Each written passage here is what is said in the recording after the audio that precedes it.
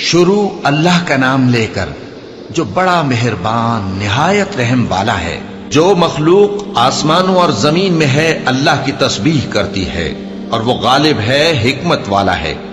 آسمانوں اور زمین کی بادشاہی اسی کی ہے، وہی زندگی دیتا ہے اور وہی موت دیتا ہے اور وہ ہر چیز پر قادر ہے۔ وہی اول اور وہی آخر اور اپنی قدرتوں سے سب پر ظاہر اور پھر بھی پوشیدہ ہے، اور وہ ہر چیز کا خوب جاننے والا ہے۔ وہی ہے جس نے آسمانوں اور زمین کو 6 دن میں پیدا کیا، پھر عرش پر جلوہ افروز ہوا۔ جو چیز زمین میں داخل ہوتی اور جو اس سے نکلتی ہے، اور جو آسمان سے اترتی اور جو اس میں چڑھتی ہے، سب اس کو معلوم ہے۔ اور تم جہاں کہیں بھی ہو وہ تمہارے ساتھ ہوتا ہے، اور جو کچھ تم کرتے ہو اللہ اس کو دیکھ رہا ہے۔ آسمانوں اور زمین کی بادشاہی اسی کی ہے، اور سب معاملات اسی کی طرف رجوع ہوتے ہیں۔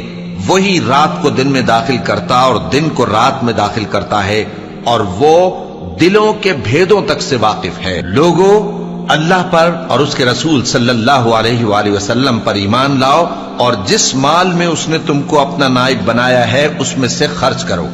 اب جو لوگ تم میں سے ایمان لائے اور مال خرچ کرتے رہے ان کے لیے بڑا ثواب ہے۔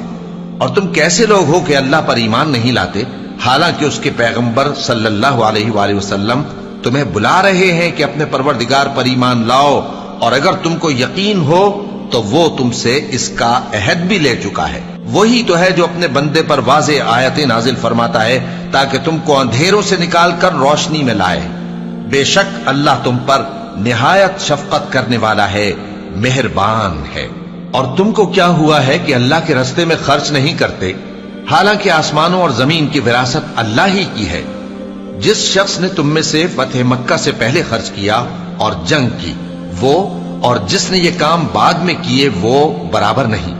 ان کا درجہ ان لوگوں سے کہیں بڑھ کر ہے جنہوں نے بعد میں مال خرچ کیے اور کفار سے جنگ کی، اور اللہ نے سب سے ہی ثواب نیک کا وعدہ کیا ہے، اور جو کام تم کرتے ہو اللہ ان سے واقف ہے۔ کون ہے جو اللہ کو نیک نیتی سے قرض دے تو وہ اس کو کئی گنا ادا کرے گا، اور اس کے لیے عزت کا صلہ یعنی جنت ہے۔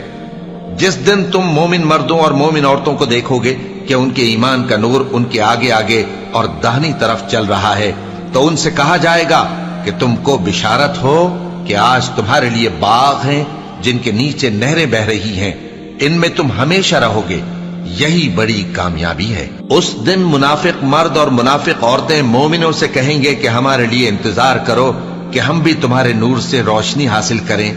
ان سے کہا جائے گا کہ پیچھے کو لوٹ جاؤ، پس وہاں نور تلاش کرو۔ پھر ان کے بیچ میں ایک دیوار کھڑی کر دی جائے گی جس میں ایک دروازہ ہوگا، جو اس کی جانب اندرونی ہے اس میں تو رحمت ہے، اور جو بیرونی جانب ہے اس طرف عذاب ہے۔ تو منافق لوگ مومنوں سے کہیں گے کہ کیا ہم دنیا میں تمہارے ساتھ نہ تھے؟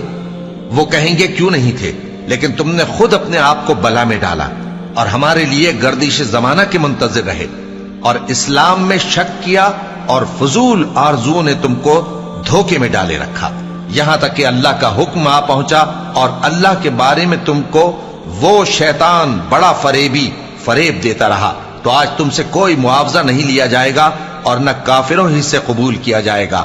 تم سب کا ٹھکانہ دوزخ ہے کہ وہی تمہارے لائق ہے، اور وہ بری جگہ ہے۔